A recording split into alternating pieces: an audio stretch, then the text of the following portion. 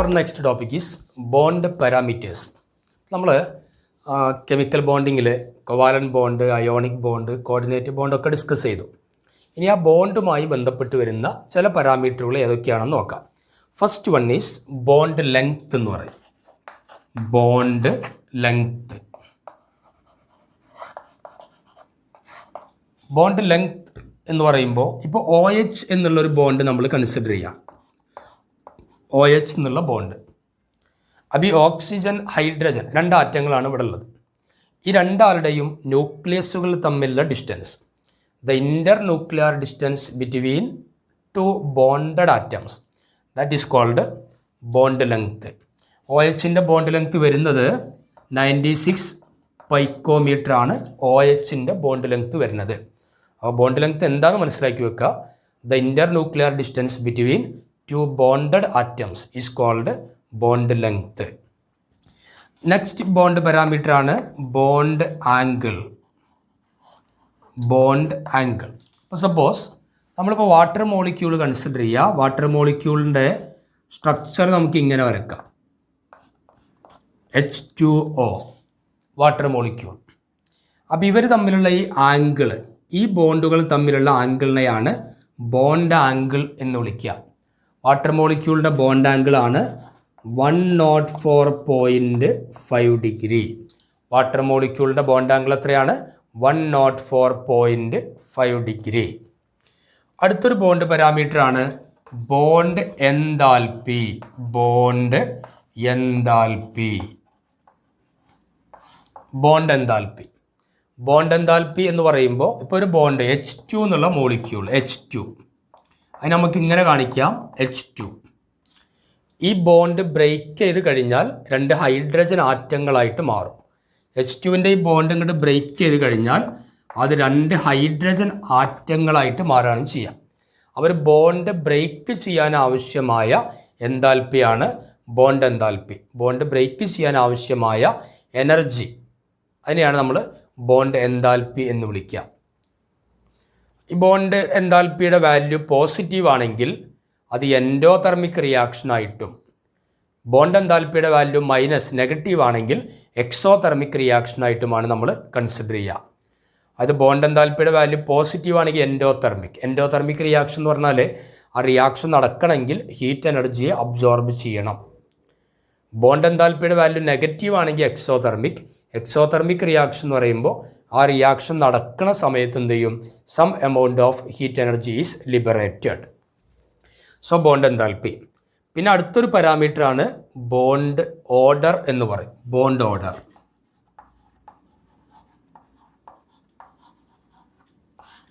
Bond order എന്ന് പറഞ്ഞാൽ ബോണ്ടിൻ്റെ എണ്ണത്തെയാണ് bond order എന്ന് വിളിക്കുക. ഒരു മോളിക്യൂൾ ഫോം ചെയ്യുമ്പോൾ അവിടെ ഉണ്ടാകുന്ന ബോണ്ടിൻ്റെ എണ്ണമാണെന്ത്? Bond order. ഇപ്പോൾ സപ്പോസ് ഹൈഡ്രജനും തമ്മിൽ കൂടിച്ചേരുക ത്രൂ എ സിംഗിൾ ബോണ്ട്. നമ്മൾ നേരത്തെ പഠിച്ചതാണ്. അപ്പോൾ സിംഗിൾ ബോണ്ടാണ് ഇവിടെ ഉള്ളത്. So here bond order is 1. Bond order is 1. Oxygen bond ഏതാ വരിക? ഡബിൾ ബോണ്ടാണ് വരിക. അപ്പോൾ ഓക്സിജൻ ബോണ്ട് ഡബിൾ ബോണ്ടാണ്. So here bond order is 2. Bond order is 2. Nitrogen bond triple ബോണ്ടാണ് വരിക. So bond order is 3. ഇങ്ങനെ ഒരു മോളിക്യൂൾ ഫോം ചെയ്യുമ്പോൾ അവിടെയുള്ള ബോണ്ടിൻ്റെ എണ്ണത്തെയാണ് നമ്മൾ എന്തെന്ന് വിളിക്കുക? ബോണ്ട് ഓർഡർ എന്ന് വിളിക്കുക. ആ ബോണ്ട് പാരാമീറ്റേഴ്സ് നമ്മൾ ഡിസ്കസ് ചെയ്തത് bond length, bond angle, bond enthalpy, bond order. ഇനി നമുക്ക് അടുത്തത് ഡിസ്കസ് ചെയ്യാനുള്ളത് റെസൊണൻസ് സ്ട്രക്ചർ എന്നുള്ളതാണ്. അഞ്ചാമത്തെ ബോണ്ട് പാരാമീറ്റർ ആയിട്ട് നമ്മൾ ഡിസ്കസ് ചെയ്യുക റെസൊണൻസ് സ്ട്രക്ചർ.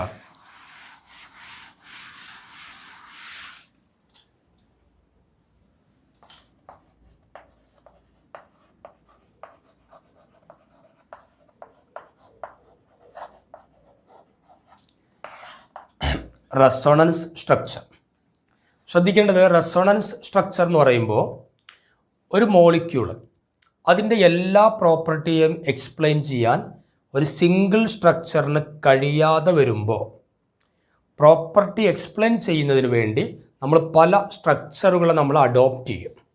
ആ ഡിഫറെൻ്റ് സ്ട്രക്ചേഴ്സിനെയാണ് നമ്മൾ റെസൊണൻസ് സ്ട്രക്ചർ എന്ന് പറയും. A single Lewis structure is incapable for the representation of a molecule. അപ്പോൾ അത്തരം കേസുകളിൽ നമ്മൾ എന്ത് ചെയ്യും? ഡിഫറൻ്റ് ആയിട്ടുള്ള സ്ട്രക്ചറുകൾ നമ്മൾ ഉപയോഗിക്കും.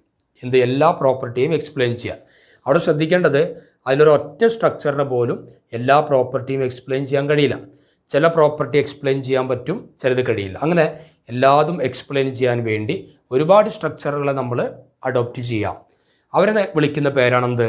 റെസൊണൻസ് സ്ട്രക്ചർ അല്ലെങ്കിൽ കനോണിക്കൽ ഫോംസ് എന്നാണ് വിളിക്കുക. ഇപ്പോൾ സപ്പോസ് ഓസോൺ നമ്മൾ എടുക്കാം. ഓസോണിൻ്റെ ഒരു സ്ട്രക്ചർ ഇങ്ങനെയാണ്: O single bond O double bond O. ഇതിൻ്റെ അടുത്തൊരു കനോണിക്കൽ ഫോം അല്ലെങ്കിൽ റെസൊണൻസ് സ്ട്രക്ചറാണ്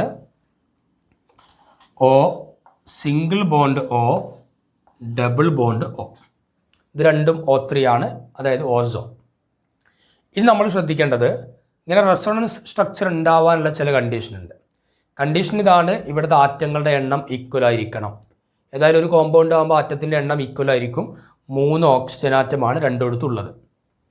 ഇവിടുത്തെ ബോണ്ടുകളുടെ എണ്ണം ഈക്വൽ ആവണം. ബോണ്ട് ഏതൊക്കെയാണ്? ഒരു സിംഗിൾ ബോണ്ടും ഒരു ഡബിൾ ബോണ്ടും. Here also 1 single bond and 1 double bond. Number of paired and unpaired electron same ആയിരിക്കണം. നമുക്ക് നോക്കാം. ഇപ്പോൾ ഓക്സിജൻ്റെ കൂടെ ഒരു സിംഗിൾ ബോണ്ട് ഉണ്ട്, ഒരു ബോണ്ട് എന്ന് പറഞ്ഞാൽ 2 ഇലക്ട്രോണാണ്. ആ ബാക്കി അവിടുത്തെ ഇലക്ട്രോണിൻ്റെ എണ്ണം നമ്മൾ എത്ര എഴുതണം? 2 ഇലക്ട്രോൺ ആണ് ഒരു ബോണ്ട്. ആ ബാക്കി നമ്മളിവിടെ 6 ഇലക്ട്രോൺ ഇവിടെ കാണിക്കണം. 6 ഇലക്ട്രോൺ. ഈ ഓക്സിജനോ 1 2 3 ബോണ്ട്, അതായത് 6 ഇലക്ട്രോൺ ഉണ്ട്. ആ ബാക്കി 2 ഇലക്ട്രോൺ ആണ് അൺഷെയർഡ് ഇലക്ട്രോൺ നമ്മൾ കാണിക്കുന്നു. ഇവിടെയോ 2 ബോണ്ട് ഉണ്ട്. 2 ബോണ്ട് എന്ന് പറയുമ്പോൾ 4 ഇലക്ട്രോൺ, ബാക്കി 4 ഇലക്ട്രോൺ അൺഷെയർഡ് ആയിട്ട് കാണിക്കും. ഈ ഓക്സിജൻ എടുക്കൂ, 2 ബോണ്ട്, അവ 4 ഇലക്ട്രോൺ ആയി, ബാക്കി 4 ഇലക്ട്രോൺ അൺഷെയർഡ്. ഈ ഓക്സിജൻ 3 ബോണ്ട്, അവ 6 ഇലക്ട്രോൺ, ബാക്കി 2 ഇലക്ട്രോൺ ഇവിടെ കാണിച്ചു. ഈ ഓക്സിജൻ ഒരു ബോണ്ട് എന്ന് പറഞ്ഞാൽ 2 ഇലക്ട്രോൺ, ബാക്കി 6 ഇലക്ട്രോൺ അൺഷെയർഡ് ആയിട്ട് നമ്മൾ കാണിക്കും. 6 ഇലക്ട്രോൺ. അപ്പോൾ ഇനി നോക്ക്, ഈ ഓക്സിജനിൽ 6 അൺഷെയർഡ് ഇലക്ട്രോൺ, ഇവിടെ 6 unshared electron. Oxygen 2 unshared electron, 2 unshared electron, 4 unshared electron. അപ്പോൾ അവിടെ ശ്രദ്ധിക്കേണ്ടത്, ബോണ്ടിങ്ങിൽ പങ്കെടുക്കുന്ന ഇലക്ട്രോണുകളുടെയും പങ്കെടുക്കാത്ത ഇലക്ട്രോണുകളുടെയൊക്കെ എണ്ണം സെയിം ആയിരിക്കണം. അപ്പോൾ അതൊക്കെ സെയിം ആകുമ്പോൾ മാത്രമേ ഒരു റെസൊണൻസ് സ്ട്രക്ചറുകൾ ഫോം ചെയ്യുള്ളൂ. പിന്നെ ഈ സ്ട്രക്ചറുകൾ തമ്മിൽ കമ്പയറബിൾ എനർജി ആയിരിക്കണം. അതായത് 2 സ്ട്രക്ചറുകളും തമ്മിൽ ഒരുപാട് എനർജി ഡിഫറൻസ് ഉണ്ടാവാൻ പാടില്ല. കമ്പയറബിൾ ആയിരിക്കണം, ഏകദേശം ഒരേപോലത്തെ എനർജി ഉണ്ടാവാൻ പാടുള്ളൂ. അതൊക്കെയാണ് റെസൊണൻസ് സ്ട്രക്ചറിൻ്റെ കേസിൽ വരുന്നത്. പിന്നെ നമുക്ക് വളരെ ഫെമിലിയർ ആയിട്ടുള്ള ഒരു റെസൊണൻസിന് എക്സാമ്പിളായിട്ട് എടുക്കാൻ പറ്റുന്ന ഒന്നാണ് ബെൻസീൻ എന്ന് പറയും. ബെൻസീൻ എന്ന് പറയുമ്പോൾ C6H6 എന്നാണ് അതിൻ്റെ മോളിക്കുലാർ ഫോർമുല. Benzene C6H6. ബെൻസീൻ്റെ സ്ട്രക്ചർ നമുക്ക് ഇങ്ങനെ വരയ്ക്കാൻ പറ്റും. ബെൻസീൻ വരക്കുമ്പോൾ നമ്മൾ ചെറിയ ക്ലാസ്സിലൊക്കെ പഠിച്ചിട്ടുണ്ടാവും. ആൾട്ടർനേറ്റീവ് ആയിട്ട് double bond, single bond, double bond, single bond, double bond, single bond.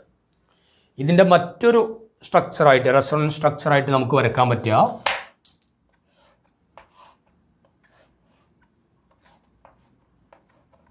അങ്ങനെ പറ്റും. ഇപ്പോൾ ഇവിടെ ഡബിൾ ബോണ്ടാണ്, അതുകൊണ്ട് ആ ഭാഗം സിംഗിൾ ബോണ്ട്. അടുത്ത double bond, single bond, double bond, single bond, double bond. ഇത് ബെൻസീൻ്റെ റെസൊണൻസ് സ്ട്രക്ചേഴ്സാണ്. നോക്കി, ഇവിടെയും 3 ഡബിൾ ബോണ്ട്, അവിടെയും 3 ഡബിൾ ബോണ്ട്. ആൾമോസ്റ്റ് സിമിലർ ആണ്, അതിൻ്റെ എനർജിയൊക്കെ ഏകദേശം ഒരുപോലെയാണ്. അപ്പോൾ ഇതിനെയാണ് നമ്മൾ റെസൊണൻസ് എന്നുള്ള കൺസെപ്റ്റിലൂടെ മനസ്സിലാക്കുന്നത്.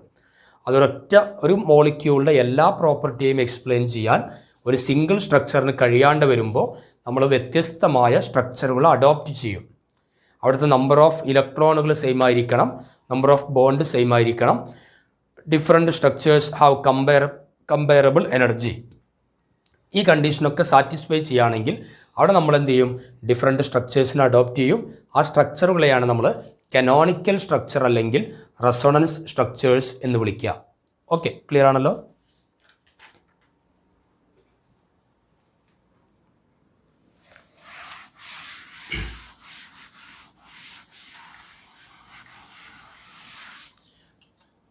ഓക്കെ, ബോണ്ട് പാരാമീറ്ററിൽ അടുത്തതാണ് പൊളാരിറ്റി ഓഫ് ബോണ്ട്.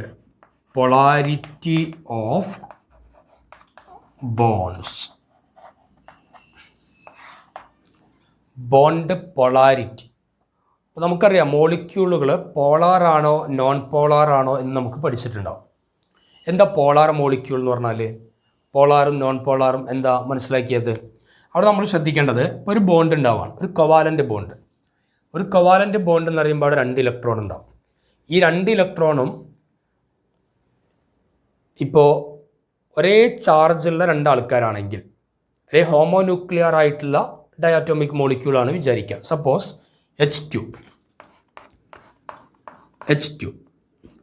അപ്പോൾ ഇവിടെ ഈ ഒരു ബോണ്ട് എന്ന് പറയുമ്പോൾ 2 ഇലക്ട്രോൺ ഉണ്ട്. ആ 2 ഇലക്ട്രോണും ഇതിൻ്റെ സെൻറ്റർ ഭാഗത്തേക്ക് സെൻട്രലൈസ് ചെയ്തിരിക്കും. 2ൻ്റെ അടുത്തേക്കല്ല, 2ൻ്റെയും കൂടെ സെൻട്രലായിട്ടാണ് എന്ത് ചെയ്യുക, ആ 2 ഇലക്ട്രോൺ ഇവിടെ ഉണ്ടായിരിക്കും. അതേസമയം വേറൊരു മോളിക്യൂളാണ് HCl. ഇവിടെയും ഈ ബോണ്ട് എന്ന് പറയുമ്പോൾ 2 ഇലക്ട്രോൺ ഉണ്ട്. ആ 2 ഇലക്ട്രോണും ഷിഫ്റ്റ് ചെയ്യപ്പെടുന്നത് മോർ ഇലക്ട്രോനെഗറ്റീവായ എലമെൻറ്റിൻ്റെ അടുത്തേക്കാണ്. മോർ ഇലക്ട്രോനെഗറ്റീവായ എലമെൻറ്റ്. ഇവിടെ ആരാ മോർ ഇലക്ട്രോനെഗറ്റീവ്? ക്ലോറിൻ. അപ്പോൾ 2 ഇലക്ട്രോണിൻ്റെയും ആരുടെ അടുത്തേക്കാണ് വരുന്നത്? ക്ലോറിൻ്റെ അടുത്തേക്ക് വരും. ക്ലോറിൻ്റെ അടുത്തേക്ക് വരുന്നത് കൊണ്ട് ഈ ക്ലോറിന് ഇലക്ട്രോനെഗറ്റിവിറ്റി കൂടി ഇലക്ട്രോൺ അടുത്തേക്ക് വരുന്നത് കൊണ്ട് അതിനൊരു സ്മോൾ നെഗറ്റീവ് ചാർജ് കിട്ടും. ഡെൽറ്റ മൈനസ് എന്നാണ് റെപ്രസെൻ്റ് ചെയ്യുക, സ്മോൾ നെഗറ്റീവ്. അപ്പോൾ അതുകൊണ്ട് ഇതിന് കറസ്പോണ്ടിങ് ആയിട്ട് ഡെൽറ്റ പ്ലസ് സ്മോൾ പോസിറ്റീവ് ചാർജും കിട്ടും. കാരണം അതിൻ്റെ ഇലക്ട്രോണും കൂടെ എന്ത് ചെയ്തിരിക്കണേ, അപ്പുറത്തേക്ക് ഷിഫ്റ്റ് ചെയ്യപ്പെട്ടിട്ടുണ്ട്. അപ്പം ഇങ്ങനെ ഒരു മോളിക്യൂളിൽ ചാർജ് ഡിഫറൻസ് ഉണ്ടെങ്കിൽ നമ്മൾ അതിനെ വിളിക്കുന്ന പേരാണ് പോളാർ മോളിക്യൂൾസ്. ചാർജ് ഡിഫറൻസ് ഉണ്ടെങ്കിൽ അതിൻ്റെ പേരെന്താണ്? പോളാർ മോളിക്യൂൾ എന്നാണ് വിളിക്കുക. Polar molecule. അതേസമയം H2ൻ്റെ കേസിലോ ഇവിടെ ചാർജ് ഡിഫറൻസ് ഇല്ല, 2 ആൾക്കും സെയിം ചാർജാണ്. ആ സെയിം ചാർജ് ആണെങ്കിൽ അതിനെ വിളിക്കുന്ന പേര് non polar molecules. Non polar molecules. Non polar molecule. Okay, അപ്പോൾ നമ്മളവിടെ ശ്രദ്ധിക്കേണ്ടത് നോൺ പോളാർ മോളിക്യൂളും പോളാർ മോളിക്യൂളും നമുക്ക് മനസ്സിലായി. ഇനി പോളാർ ആണെങ്കിൽ തന്നെ എത്രത്തോളം പോളാർ, ആ ഡിഗ്രി ഓഫ് പൊളാരിറ്റി എക്സ്പ്രസ് ചെയ്യാൻ നമ്മൾ ഉപയോഗിക്കുന്ന ഒരു ടേമാണ് dipole moment. Degree of polarity can be expressed in terms of dipole moment.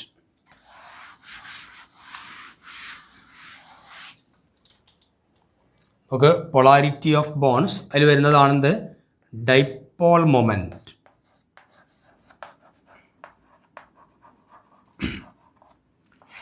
Dipole moment എന്ന് പറയുമ്പോൾ എത്രത്തോളം പോളാർ ആണ് എന്ന് പറയാം. ഡിഗ്രി ഓഫ് പൊളാരിറ്റി എക്സ്പ്രസ് ചെയ്യുന്ന ടേമാണെന്ത്?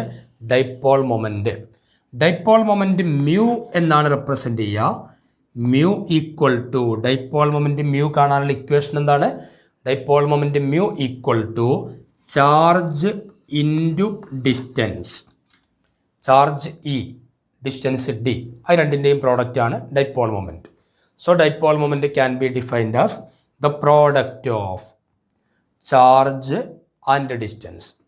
ചാർജും ഡിസ്റ്റൻസിൻ്റെയും പ്രോഡക്റ്റിനെയാണ് ഡൈപോൾ മൊമെൻറ്റ് മ്യൂ എന്ന് വിളിക്കുക.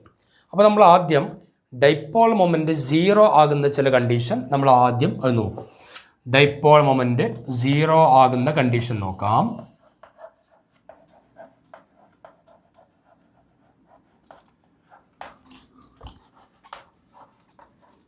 Dipole moment is 0. ഏതൊക്കെ കണ്ടീഷനാണ്? നമുക്കറിയാം നോൺ പോളാർ മോളിക്യൂളുകളുടെ കേസിലൊക്കെ ഡൈപോൾ മൊമെൻറ്റ് എന്തായിരിക്കും? 0 ആയിരിക്കും. അതായത് നോൺ പോളാർ ആകാനുള്ള ചില കണ്ടീഷനും കൂടെയാണ് നമ്മളിവിടെ ഡിസ്കസ് ചെയ്യുക. ഡൈപോൾ മൊമെൻറ്റ് 0 ആകാനുള്ള ഒന്നാമത്തെ കണ്ടീഷൻ ഹോമോന്യൂക്ലിയർ ഡയാറ്റോമിക് മോളിക്യൂൾസ്.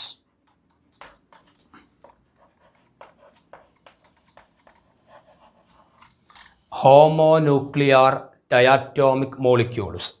അതായത് H2, O2, C2, B2 etcetera. കാരണം ഒരേ ന്യൂക്ലിയസ് ഉള്ള 2 ആറ്റങ്ങൾ, അതാണ് ഹോമോന്യൂക്ലിയർ ഡയാറ്റോമിക് മോളിക്യൂൾ. അപ്പോൾ അവിടെ ചാർജ് ഡിഫറൻസ് ഇല്ല, അതുകൊണ്ട് അത് നോൺ പോളാറാണ്. നോൺ പോളാർ ആകുമ്പോൾ ഡൈപോൾ മൊമെൻ്റ് എന്തായിരിക്കും? 0 ആയിരിക്കും. നോൺ പോളാർ ആയതുകൊണ്ട് ഡൈപോൾ മൊമെൻ്റ് എന്താണ്? 0. രണ്ടാമത്തെ കേസ്, ഡൈപോൾ മൊമെൻ്റ് 0 ആകുന്ന രണ്ടാമത്തെ കേസിന് എക്സാമ്പിളാണ് CO2, കാർബൺ ഡൈ ഓക്സൈഡ്. എങ്ങനെയാണ് കാർബൺ ഡൈ ഓക്സൈഡിൻ്റെ സ്ട്രക്ചർ നമ്മൾ വരയ്ക്കുക? C ഡബിൾ ബോണ്ട് O, രണ്ട് ഭാഗത്തേക്കും ഡബിൾ ബോണ്ട് O ആണ് CO2. നമ്മൾ ഡൈപോൾ മൊമെൻറ്റിൻ്റെ ഭാഗത്ത് നമ്മൾ ഡിസ്റ്റൻസ് എന്നുള്ള വാക്ക് ഉപയോഗിച്ചു. ഈ ഡിസ്റ്റൻസിൻ്റെ പ്രത്യേകത അതൊരു വെക്റ്റർ ക്വാണ്ടിറ്റിയാണ്. വെക്റ്റർ ഡിസ്റ്റൻസ് ആണ് നമ്മൾ എടുക്കുക. Vector quantity. എന്താണ് വെക്റ്റർ ക്വാണ്ടിറ്റി എന്ന് പറഞ്ഞാൽ?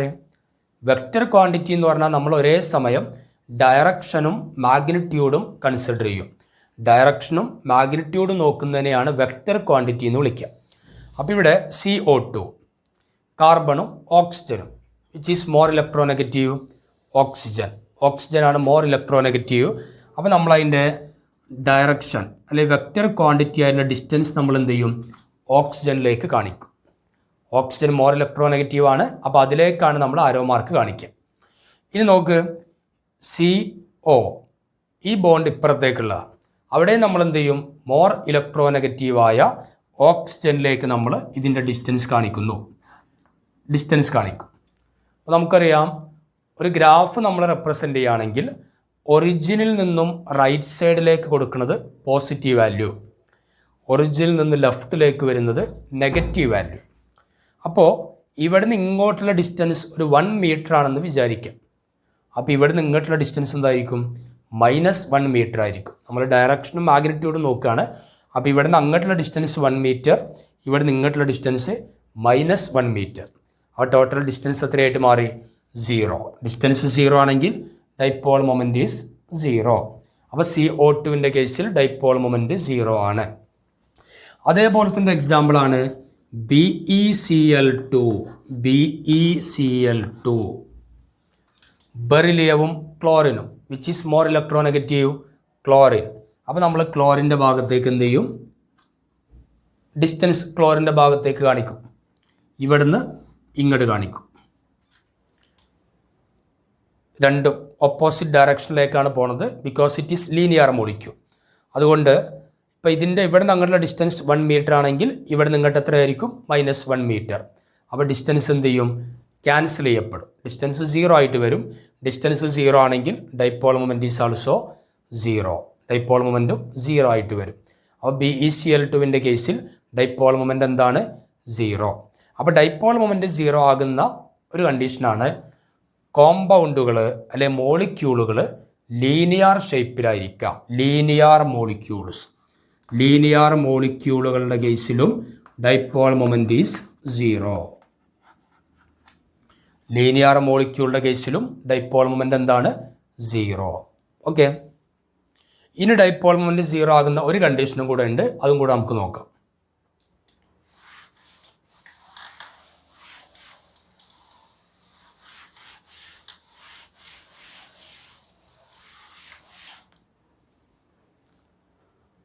ഡൈപോൾ മൊമെൻ്റ് 0 ആകുന്ന അടുത്ത കണ്ടീഷൻ ഏതാ നോക്കാം. Suppose BF3, boron trifluoride, central atom ആരാ? ബോറോൺ. നമ്മളതിൻ്റെ സ്ട്രക്ചർ ഒന്ന് വരയ്ക്കാം. ബോറോൺ 3 ഫ്ലോറിൻ ഉണ്ട്.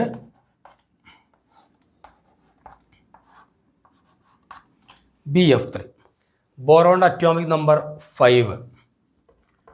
Boron atomic number 5, configuration 2-3, outermost electron 3. ഈ 3 outermost electron ഉണ്ട്. ഒരു ഇലക്ട്രോൺ ഈ ഫ്ലോറിലേക്ക് ബോണ്ടിങ്ങിൽ പങ്കെടുത്തു, രണ്ടാമത്തെ ഇലക്ട്രോൺ ഈ ഫ്ലോറിനുമായിട്ട് ബോണ്ടിങ്ങിൽ പങ്കെടുത്തു, മൂന്നാമത്തെ ഇലക്ട്രോൺ ഈ ഫ്ലോറിനുമായിട്ട് ബോണ്ടിങ്ങിൽ പങ്കെടുത്തു. ഇനി ഇലക്ട്രോൺ ഉണ്ടോ? ഇല്ല. അതായത് BF3യുടെ കേസിൽ ബോറോണിൽ ആരില്ല? ലോൺ പെയർ ഓഫ് ഇലക്ട്രോൺ ഇല്ല. ലോൺ പെയർ ഓഫ് ഇലക്ട്രോൺ ഇല്ലാത്ത ആളുകൾ, അതായത് ബോണ്ട് പെയർ മാത്രമുള്ള കോമ്പൗണ്ടുകൾ, അവരെ വിളിക്കുന്ന പേരാണ് ദ കോമ്പൗണ്ട് വിത്ത് റെഗുലർ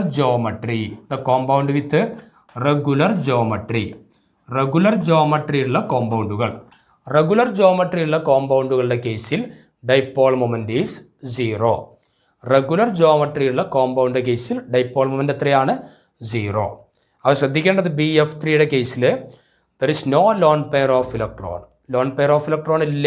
അതുകൊണ്ട് നമ്മൾ അവരെ വിളിക്കുന്ന പേരെന്താണ്? The compound with regular geometry. അപ്പോൾ അത്തരം കേസിൽ ഡൈപോൾ മൊമെന്റ് ഈസ് 0. അപ്പോൾ നമുക്ക് വേണമെങ്കിൽ എന്ത് ചെയ്യാം? അടുത്തൊരു എക്സാമ്പിളായിട്ട് CH4 എടുക്കാം. മീഥെയിൻ. CH4 methane. നോക്ക്, കാർബൺ അറ്റോമിക് നമ്പർ 6, കോൺഫിഗറേഷൻ 2,4. അപ്പോൾ ഔട്ടർ മോസ്റ്റ് 4 ഇലക്ട്രോൺ ഉണ്ട്. ആ 4 ഇലക്ട്രോണും എന്ത് ചെയ്തു? ബോണ്ടിങ്ങിൽ പങ്കെടുത്തു. അതായത് ലോൺ പെയർ ഓഫ് ഇലക്ട്രോൺ ഇല്ല. ലോൺ പെയർ ഓഫ് ഇലക്ട്രോൺ ഇല്ല എന്ന് പറഞ്ഞാൽ മീനിങ് എന്താണ്? അത് റെഗുലർ ജോമെട്രി ഉള്ളതാണ്. ലോൺ പെയർ ഇല്ലെങ്കിൽ എന്തെന്ന് വിളിക്കാം? റെഗുലർ ജോമെട്രി ഉണ്ട്. So its dipole moment is also 0. അപ്പോൾ ഡൈപോൾ മൊമെന്റ് 0 ആകുന്ന 3 കണ്ടീഷൻ: ഒന്ന് homonuclear diatomic molecule, 2 linear molecule, 3 the compound with regular geometry. Regular geometry കൊണ്ട് ഉദ്ദേശിക്കുന്നത് there is no lone pair of electron. Lone pair of electron ഇല്ല എന്നുള്ളതാണ് regular geometry. Okay, ഇതിൻ്റെ ഒക്കെ കേസിൽ ഡൈപോൾ മൊമെന്റ് 0 ആയിരിക്കും.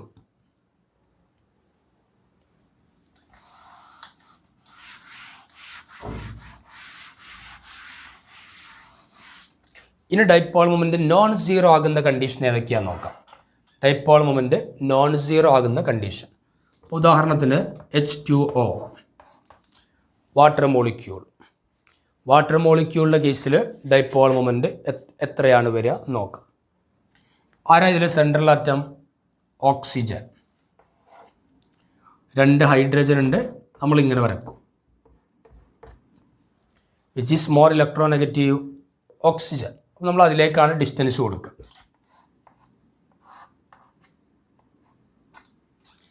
നോക്ക്, ഓക്സിജൻ്റെ അറ്റോമിക് നമ്പർ എത്രയാണ്? 8. ഓക്സിജൻ്റെ atomic number 8. Configuration 2,6. Outermost 6 electron ഉണ്ട്. അതിലത്തെ 1 ഇലക്ട്രോൺ ഈ ഹൈഡ്രജനുമായിട്ട് ബോണ്ടിങ്ങിൽ പങ്കെടുത്തു. രണ്ടാമത്തെ ഇലക്ട്രോൺ ഈ ഹൈഡ്രജനുമായിട്ട് ബോണ്ടിങ്ങിന് വേണ്ടി കൊടുത്തു. ബാക്കി എത്ര ഇലക്ട്രോൺ ഉണ്ട്? 6 ഇലക്ട്രോണിൽ 2 എണ്ണം ബോണ്ടിങ്ങിലേക്ക് പങ്കെടുത്തു. ബാക്കി 4 ഇലക്ട്രോൺ ഉണ്ട്. ആ 4 ഇലക്ട്രോൺ ബോണ്ടിങ്ങിൽ പങ്കെടുക്കാത്ത ഇലക്ട്രോണാണ്. അവരെ നമുക്കിങ്ങനെ കാണിക്കാം. 4 ഇലക്ട്രോൺ എന്ന് പറയുമ്പോൾ 2 loan pair of electron. 4 electron എന്ന് പറയുമ്പോൾ 2 loan pair of electron. 2 loan pair of electrons. ഇതാണ് H2O. അപ്പോൾ ലോൺ പെയർ ഓഫ് ഇലക്ട്രോൺ ഉണ്ട് എന്നുള്ളത് കൊണ്ട് അത് റെഗുലർ ജോമെട്രി അല്ല. റെഗുലർ ജോമെട്രി അല്ലാത്തത് കൊണ്ട് അതിനൊരു ഡൈപോൾ മൊമെന്റ് ഉണ്ടായിരിക്കും. ഇതിൻ്റെ ഡൈപോൾ മൊമെന്റിൻ്റെ value 1. Dipole moment mu equal to 1.82 D. D എന്ന് പറഞ്ഞാൽ ഡൈപോൾ മൊമെന്റിൻ്റെ യൂണിറ്റ് ആണ് ഡിബെ. DEBYE, debye. അപ്പോൾ mu equal to 1.82 debye. 1.82 debye. അപ്പോൾ H2O വാട്ടർ മോളിക്യൂളിൽ ലോൺ പെയർ ഓഫ് ഇലക്ട്രോൺ ഉണ്ടായതുകൊണ്ട് അതിന് കൃത്യമായ ഡൈപോൾ മൊമെന്റ് ഉണ്ട്. അതിൻ്റെ വാല്യൂ എത്രയാണ്? 1.82 ഡിബെ. നമുക്ക് അടുത്തൊരു കോമ്പൗണ്ട് നോക്കാം.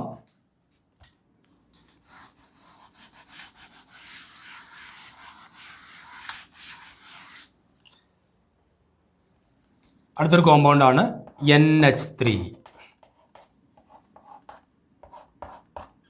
അതേപോലെ തന്നെ NF3. NH3യും NF3യും. രണ്ടിലെ സെൻട്രൽ എലമെൻ്റ് ഏതാണ്? സെൻട്രൽ എലമെൻ്റ് എന്ന് പറഞ്ഞാൽ ഒന്ന് മാത്രമായിട്ട് നിൽക്കുന്ന എലമെൻ്റ് ഇവിടെ നൈട്രജനാണ്. നൈട്രജൻ്റെ അറ്റോമിക് നമ്പർ 7, കോൺഫിഗറേഷൻ 2,5. അപ്പോൾ ഔട്ടർ മോസ്റ്റ് ഇലക്ട്രോൺ 5 ഇലക്ട്രോൺ ആണ് നൈട്രജൻ്റെ ഔട്ടർ മോസ്റ്റ് ഷെല്ലിലുള്ളത്. അതിലത്തെ 1 ഇലക്ട്രോൺ ഈ ഹൈഡ്രജനിലേക്ക് ബോണ്ടിങ്ങിൽ പങ്കെടുത്തു. രണ്ടാമത്തെ ഇലക്ട്രോൺ ഇവിടെ, മൂന്നാമത്തെ ഇലക്ട്രോൺ ഇവിടെ. ഇനി ബാക്കി എത്ര ഇലക്ട്രോൺ ഉണ്ടാവും? 5 എണ്ണത്തിൽ 3 എണ്ണം ബോണ്ടിങ്ങിൽ പങ്കെടുത്തു. ബാക്കി 2 ഇലക്ട്രോൺ. ആ 2 എണ്ണത്തെയാണ് നമ്മൾ ഒരു ലോൺ പെയർ ഓഫ് ഇലക്ട്രോൺ ആയിട്ട് കൺസിഡർ ചെയ്യാം. ഒരു lone pair of electron. Lone pair of electron എന്ന് പറയുമ്പോൾ കെമിക്കൽ ബോണ്ടിങ്ങിൽ പങ്കെടുക്കാത്ത ഇലക്ട്രോണുകളെയാണ് lone pair of electron. Chemical ബോണ്ടിങ്ങിൽ പങ്കെടുക്കുന്ന ഇലക്ട്രോണുകളാണ് ബോണ്ട് പെയർ ഓഫ് ഇലക്ട്രോൺ. അപ്പോൾ അവിടെ നമ്മൾ ബോണ്ടിങ്ങിൽ പങ്കെടുത്തു കഴിഞ്ഞാൽ അതൊരു ബോണ്ട് എന്ന് പറയുമ്പോൾ 2 ഇലക്ട്രോൺ ആയിട്ടാണ് നമ്മൾ കൺസിഡർ ചെയ്യേണ്ടത്. അപ്പോൾ NH3യുടെ കേസിൽ 3 ബോണ്ട് പെയർ ഉണ്ട്, 1 ലോൺ പെയർ ഉണ്ട്. NF3യുടെ കേസിലും അതേ രൂപത്തിൽ തന്നെയാണ് വരിക.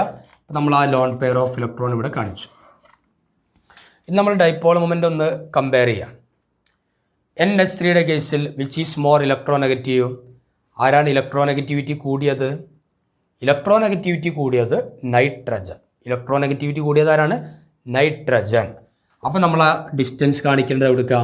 ഹൈഡ്രജനിൽ നിന്ന് നൈട്രജനിലേക്ക് നമ്മൾ ആരോ മാർക്ക് കാണിക്കുന്നു. ഹൈഡ്രജനിൽ നിന്ന് നൈട്രജനിലേക്ക് ആരോ മാർക്ക് കാണിക്കും. അപ്പോൾ അതിൻ്റെ ടോട്ടൽ ഡിസ്റ്റൻസ് എന്ന് പറയുമ്പോൾ ഈ 3ഉം കൂടെ കൂട്ടിയതാണ്. കാരണം ഒരേ ഏരിയയിലേക്കാണ് വരുന്നത്. അപ്പോൾ അതെല്ലാം കൂടെ ആഡ് ചെയ്യുമ്പോഴാണ് ടോട്ടൽ ഡിസ്റ്റൻസ് ആയിട്ട് വരിക. അപ്പോൾ അങ്ങനെ ഡൈപോൾ മൊമെൻ്റ് കണ്ടപ്പോൾ കിട്ടിയ value μ equal to 1.49 debye. μ equal to 1.49 debye. NF3യുടെ കേസിൽ നൈട്രജനുണ്ട്, ഫ്ലൂറിനുണ്ട്. Which is more electronegative? Fluorine. ഫ്ലൂറിനാണ്. അതുകൊണ്ട് ഓർബിറ്റൽ മൊമെൻ്റ്, അതാണ് ഈ വരക്കുന്ന ഈ ആരോ മാർക്ക്. ഓർബിറ്റൽ മൊമെൻറ്റുകൾ കാണിക്കുന്നത് നൈട്രജനിൽ നിന്ന് ഫ്ലൂറിനിലേക്കാണ്. അപ്പോൾ നമ്മളവിടെ ശ്രദ്ധിക്കേണ്ടത് അത് ഓപ്പോസിറ്റ് സൈഡിലേക്കാണ്. കാരണം ഈ ഭാഗത്തേക്കും അത് അങ്ങോട്ടേക്കും ഓപ്പോസിറ്റ് സൈഡിലേക്ക് പോകുമ്പോൾ അവർ പരസ്പരം ക്യാൻസൽ ചെയ്യപ്പെടും. പിന്നെ ഈ ഡിസ്റ്റൻസ് മാത്രമേ ഇവിടെ ഉണ്ടാവുള്ളൂ. അപ്പോൾ അവിടെ ഡിസ്റ്റൻസ് വളരെ കുറവാണ്. ഡിസ്റ്റൻസ് കുറഞ്ഞതുകൊണ്ട് തന്നെ ഡൈപോൾ മൊമെൻ്റ് കുറവായിരിക്കും. അപ്പോൾ അതിൻ്റെ dipole moment μ equal to 0.25 debye. μ equal to 0.25 debye. μ equal to 0.25 debye. അപ്പോൾ നമ്മൾ ശ്രദ്ധിക്കേണ്ടത് NH3 has greater dipole moment than NF3. NF3യേക്കാളും ഡൈപോൾ മൊമെൻ്റ് കൂടുതൽ NH3ക്കാണ്. എന്തുകൊണ്ട്? NH3യുടെ കേസിൽ ഓർബിറ്റൽ മൊമെൻറ്റും ഡൈപോൾ മൊമെൻറ്റും ഒരേ ഡയറക്ഷനിലേക്കാണ് പോണത്. അതായത് ഈ ഇലക്ട്രോനെഗറ്റിവിറ്റി കൂടിയ നൈട്രജനിലേക്കാണ് ആരോ മാർക്കൊക്കെ പോണത്. അതേസമയം NF3യുടെ കേസിലോ ഓർബിറ്റൽ മൊമെൻറ്റും ഡൈപോൾ മൊമെൻറ്റും ഓപ്പോസിറ്റ് ഡയറക്ഷനിലേക്കാണുള്ളത്. കാരണം സെൻട്രൽ ആറ്റത്തിൽ നിന്നും പല ഭാഗങ്ങളിലേക്കായിട്ട് പോവുകയാണ്. ആ ചില ഡിസ്റ്റൻസുകളൊക്കെ എന്ത് ചെയ്യും? ക്യാൻസൽ ചെയ്യപ്പെടും. അപ്പോൾ അവിടെ സ്വാഭാവികമായിട്ടും ഡിസ്റ്റൻസ് കുറയും. ഡിസ്റ്റൻസ് കുറഞ്ഞാൽ ഡൈപോൾ മൊമെൻ്റ് എന്ത് ചെയ്യും? കുറയും. So NH3 has dipole moment μ equal to 1.49 ഡിബെ and NF3 has dipole moment μ equal to 0.25 ഡിബെ. Okay, അപ്പോൾ ഇത്രയാണ് ബോണ്ട് പാരാമീറ്റേഴ്സ് എന്നുള്ള ഭാഗത്ത് നമുക്ക് പഠിക്കാനുള്ളത്. So our next topic is molecular orbital theory. Molecular orbital theory.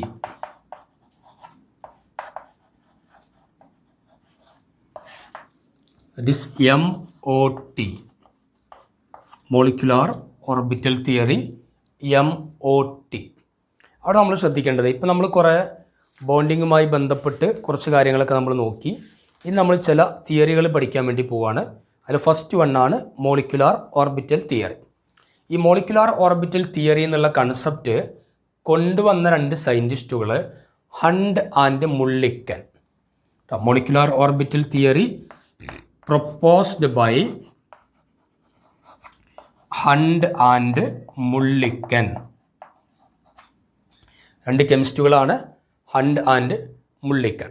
ഇവരാണ് മോളിക്യുലാർ ഓർബിറ്റൽ തിയറി പ്രപ്പോസ് ചെയ്തിട്ടുള്ളത്. Molecular orbital തിയറിയിൽ പറയണത് ആറ്റംസ് കമ്പൈൻ ചെയ്തിട്ടാണ് മോളിക്യൂൾ ഉണ്ടാവുക. Atoms combine to form molecule and atomic orbitals combine to form molecular orbitals. Atoms combined to form molecules and atomic orbitals combined to form molecular orbitals. അതേപോലെ തന്നെ in molecules electrons are present in special type of orbital called molecular orbital.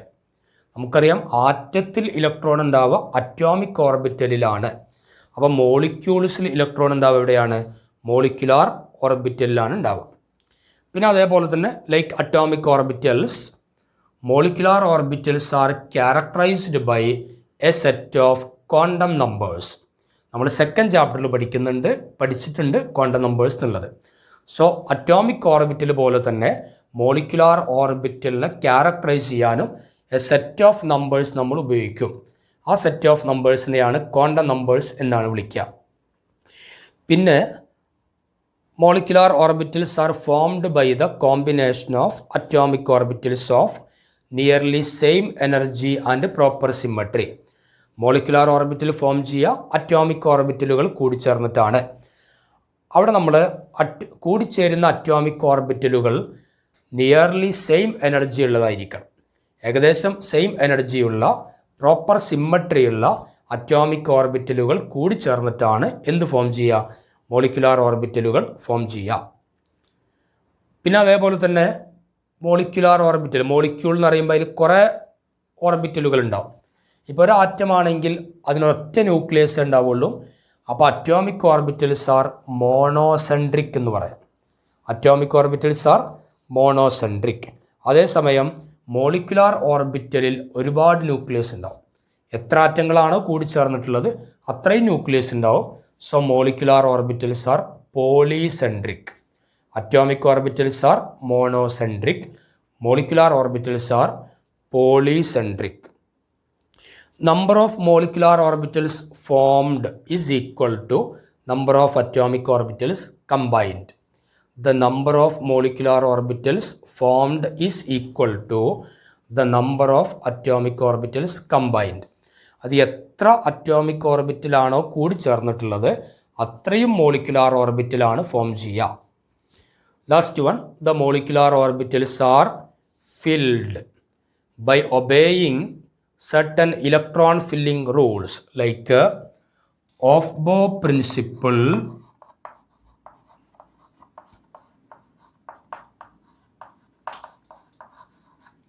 Hund's rule and Pauli's exclusion principle.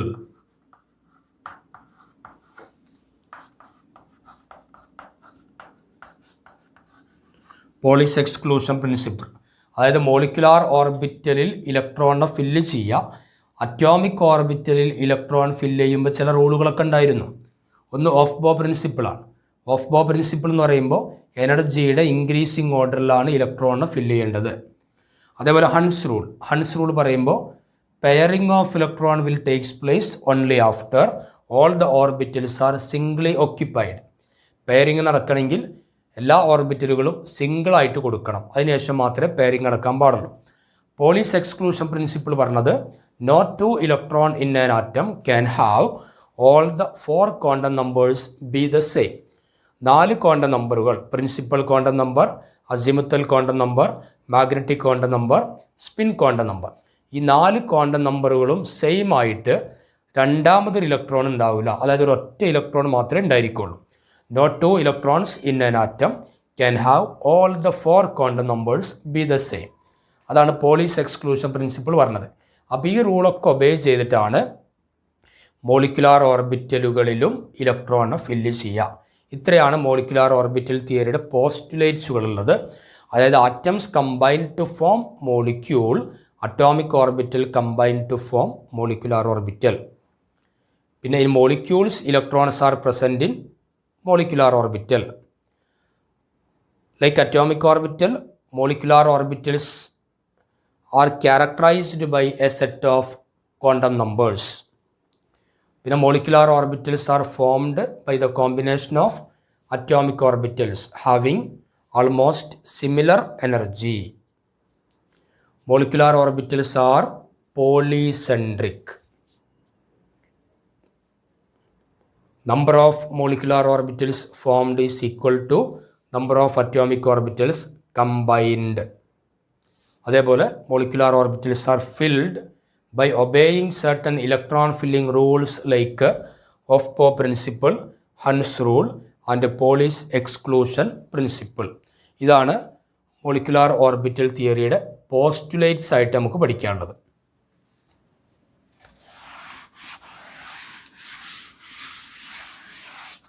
ഇനി എങ്ങനെയാണ് molecular orbitals form ചെയ്യുക നമുക്ക് just ഒന്ന് നോക്കണം. അപ്പോൾ നമുക്ക് 2 ആറ്റങ്ങൾ കൺസിഡർ ചെയ്യാണ്, ഒന്ന് എയും മറ്റൊന്ന് ബിയും. അപ്പോൾ അതിൻ്റെ മോളിക്കുലാർ ഓർബിറ്റൽ ഫോം ചെയ്യണം. അപ്പോൾ നമ്മൾ ഈ ആറ്റത്തിൻ്റെ വേവ് ഫങ്ഷൻ ഒരു ആറ്റത്തിൻ്റെ പ്രോപ്പർട്ടിയാണ് അതിൻ്റെ ഒരു വേവ് ഫങ്ഷൻ. അതിൻ്റെ വേവ് ഫങ്ഷന് നമ്മൾ സൈ എ സൈ എ, ബിയുടെ വേവ് ഫങ്ഷൻ സൈ ബി, രണ്ടെണ്ണം എടുത്തു, psi A and psi B. Molecular orbital form ചെയ്യുക 2 രൂപത്തിലാണ്. ഒന്നുകിൽ അഡീഷൻ റിയാക്ഷൻ അല്ലെങ്കിൽ subtraction. Molecular orbitals atomic orbital combine ചെയ്തിട്ടാണ് മോളിക്കുലാർ ഓർബിറ്റൽ ഉണ്ടാവുക നമ്മൾ പറഞ്ഞു. ഈ അറ്റോമിക് ഓർബിറ്റലിൻ്റെ കോമ്പിനേഷൻ നടക്കുന്നത് ഒന്ന് അഡീഷൻ, മറ്റൊന്ന് subtraction of their wave function. ഇപ്പോൾ അഡീഷൻ നടക്കുകയാണെന്ന് വിചാരിക്കും. അപ്പോൾ എന്ത് നടക്കും? Psi A plus psi B, psi A plus psi B, psi A plus psi B നടക്കുകയാണെങ്കിൽ അവിടെ സംഭവിക്കുക അഡീഷൻ റിയാക്ഷൻ നടക്കുകയാണെങ്കിൽ അവിടെ ഉണ്ടാവുക ബോണ്ടിങ് മോളിക്കുലാർ ഓർബിറ്റലാണ്. Bonding molecular orbital psi A plus psi B ആണെങ്കിൽ ബോണ്ടിങ് മോളിക്കുലാർ ഓർബിറ്റൽ. ഇനി സബ്ട്രാക്ഷൻ നടക്കുകയാണെങ്കിലോ psi A minus psi B, subtraction psi A minus psi B. അപ്പോൾ അവിടെ ഉണ്ടാവുന്നത് എന്താണ്? Anti bonding molecular orbital. Psi A minus psi B ആണെങ്കിൽ anti bonding molecular orbital. അപ്പോൾ നമ്മൾ ശ്രദ്ധിക്കേണ്ടത് മോളിക്കുലാർ ഓർബിറ്റൽസ് ഫോം ചെയ്യുക അറ്റോമിക് ഓർബിറ്റലുകൾ കൂടിച്ചേർന്നിട്ടാണ്. അറ്റോമിക് ഓർബിറ്റലുകൾ 2 രൂപത്തിൽ കമ്പൈൻ ചെയ്യാം. ഒന്നുകിൽ അഡീഷനിലൂടെ കമ്പൈൻ ചെയ്യാം, അല്ലെങ്കിൽ സബ്ട്രാക്ഷനിലൂടെ കമ്പൈൻ ചെയ്യാം. അഡീഷനിലൂടെ ആകുമ്പോൾ നമുക്ക് കിട്ടുക BMO ബോണ്ടിങ് മോളിക്കുലാർ ഓർബിറ്റൽ. സബ്ട്രാക്ഷനിലൂടെ ആണെങ്കിൽ ABMO anti bonding molecular orbital. ഇനി നമുക്ക് മോളിക്കുലാർ ഓർബിറ്റൽ കോൺഫിഗറേഷൻ വെച്ച് ബോണ്ട് ഓർഡർ എങ്ങനെയാണ് കണ്ടെത്തുക എന്നുള്ളത് പഠിക്കാം. വളരെ ഇമ്പോർട്ടൻ്റ് ആണ്, എക്സാമിന് എന്തായാലും ചോദിക്കുന്ന ഒരു ചോദ്യമാണ്. ബോണ്ട് ഓർഡർ കണ്ടെത്തുക എന്നുള്ളത് വളരെ സിമ്പിളാണ്. അപ്പോൾ നന്നായിട്ട് ശ്രദ്ധിച്ചിരിക്കുക.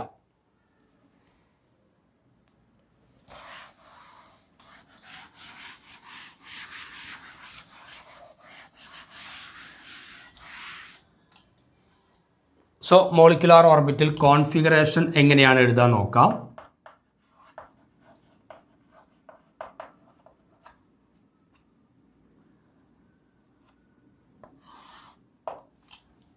മോളിക്കുലാർ ഓർബിറ്റൽ കോൺഫിഗറേഷൻ എങ്ങനെയാണ് എഴുതാൻ നമുക്ക് സിമ്പിളായിട്ട് നോക്കാം.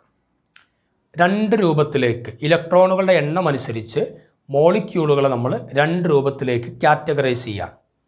ഒന്ന് ലൈറ്റർ മോളിക്യൂൾ എന്ന് വിളിക്കും. Lighter molecule.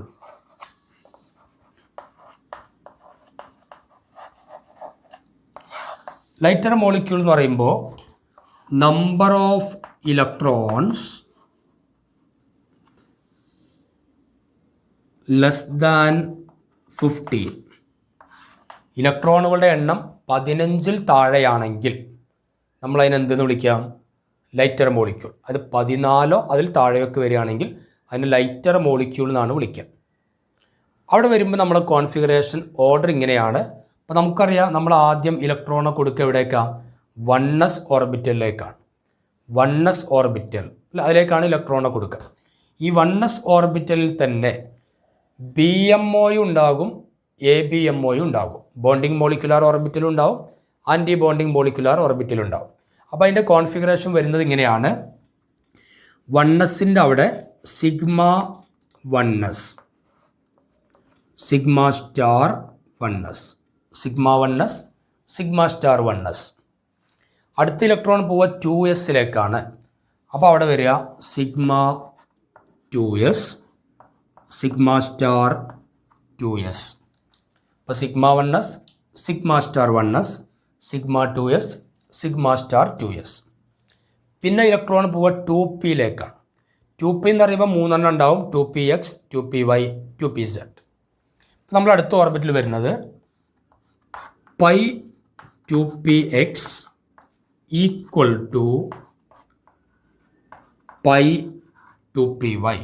Pi 2px equal to pi 2py. Then sigma 2pz. 2px ഉം 2pyയും പൈ ഓർബിറ്റലാണ് ഫോം ചെയ്യുക. 2pz സിഗ്മ ഓർബിറ്റൽ ഫോം ചെയ്യും. ഇനി ഇതിൻ്റെ ഒക്കെ സ്റ്റാർ ഉള്ളത് അല്ല, ഇവിടെ നമ്മൾ സ്റ്റാർ ഇല്ലാത്ത ഒന്ന്, പിന്നെ സ്റ്റാർ ഇല്ലാത്ത സ്റ്റാർ അങ്ങനെയല്ല കൊടുത്ത്. പിന്നെ ഇതിൻ്റെ ഒക്കെ സ്റ്റാർ കൊടുക്കുകയാണെങ്കിൽ pi star 2px equal to pi star 2py. Sigma star 2pz. Pi star 2px equal to pi star 2py then sigma star 2pz. എന്താണ് ഈ സിഗ്മയും പൈയും ഒക്കെ? അറ്റോമിക് ഓർബിറ്റലുകളുടെ ഒരു കോമ്പിനേഷനാണ്. ഇപ്പോൾ സിഗ്മ ഓർബിറ്റൽ എന്ന് പറഞ്ഞാൽ ഇപ്പോൾ ഈ സിഗ്മ ഓർബിറ്റൽ ഫോം ചെയ്യുക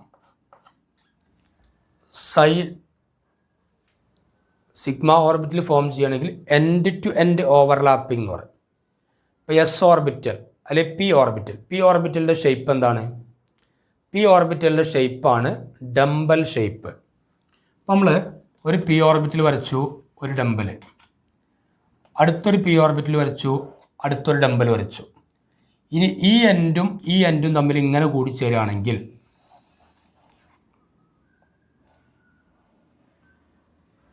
ഇങ്ങനെ കൂടിച്ചേരും, എൻഡ് ടു എൻഡ് ആയിട്ട് കൂടിച്ചേരുകയാണെങ്കിൽ അവിടെ ഉണ്ടാകുന്ന ഓർബിറ്റലുകൾ സിഗ്മ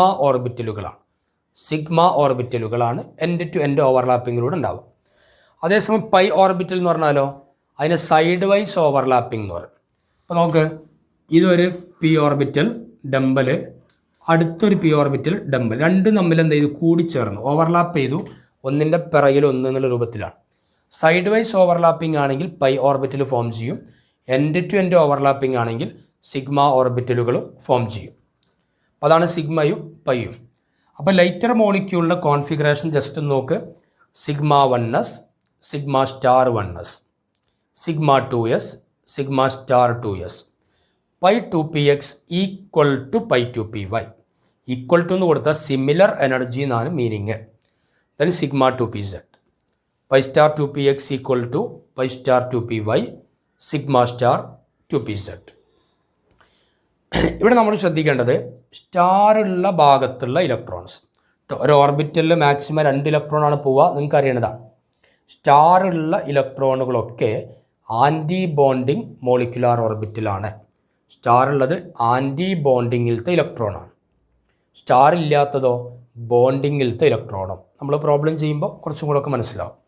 സ്റ്റാറുള്ളത് ആൻറ്റി ബോണ്ടിങ്, സ്റ്റാർ ഇല്ലാത്തത് ബോണ്ടിങ്. അപ്പോൾ ലൈറ്റർ മോളിക്യൂളിൻ്റെ കേസ് നമുക്ക് ഇങ്ങനെ എടുക്കാം. ഇനി രണ്ടാമത്തെ case heavier molecules.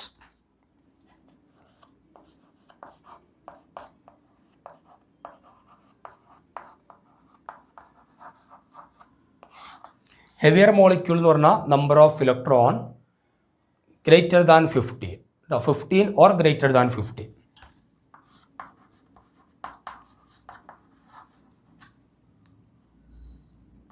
Greater than or equal to 15.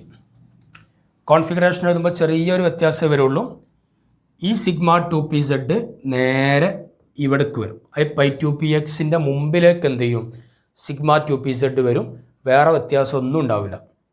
ഈ സിഗ്മ 2pz ആദ്യം വന്നു എന്ന് വിചാരിച്ചിട്ട് സിഗ്മ സ്റ്റാർ 2pz ആദ്യം വരില്ല. നന്നായിട്ട് ശ്രദ്ധിക്കണം. അപ്പോൾ ലൈറ്റർ മോളിക്യൂളിൻ്റെ കേസിൽ കോൺഫിഗറേഷൻ ഇതാണ്. Sigma 1s, sigma star 1s, sigma 2s, sigma star 2s. പിന്നെ ആര് വരും? സിഗ്മ 2pz നേരെ അങ്ങോട്ട് വരും. അപ്പോൾ sigma 2pz. Then same order pi 2px equal to pi 2py. പിന്നെ ഇത് അതേപോലെ തന്നെ കൊടുക്കുക. Pi star 2px equal to pi star 2py. Then sigma star 2pz. ഇതാണ് ഹെവിയർ മോളിക്യൂളിൻ്റെ മോളിക്കുലാർ ഓർബിറ്റൽ കോൺഫിഗറേഷൻ. ഇങ്ങനെയാണ് വരിക. ഓക്കെ, അപ്പോൾ നമ്മളിതൊക്കെ പഠിച്ചത് എന്തിനു വേണ്ടിയിട്ടാണ്? നമ്മൾ ബോണ്ട് ഓർഡർ എന്നുള്ളൊരു കൺസെപ്റ്റ് നേരത്തെ പറഞ്ഞിരുന്നു. ബോണ്ടിൻ്റെ എണ്ണം അത് കണ്ടെത്താൻ വേണ്ടിയിട്ടാണ് ലൈറ്റർ മോളിക്യൂളിൻ്റെയും ഹെവിയർ മോളിക്യൂളിൻ്റെ ഒക്കെ കോൺഫിഗറേഷൻ പഠിച്ചിട്ടുള്ളത്. ഇതുമായിട്ട് ബോണ്ട് ഓർഡറിൻ്റെ ബന്ധം എന്താ നമുക്ക് ആദ്യം നോക്കാം.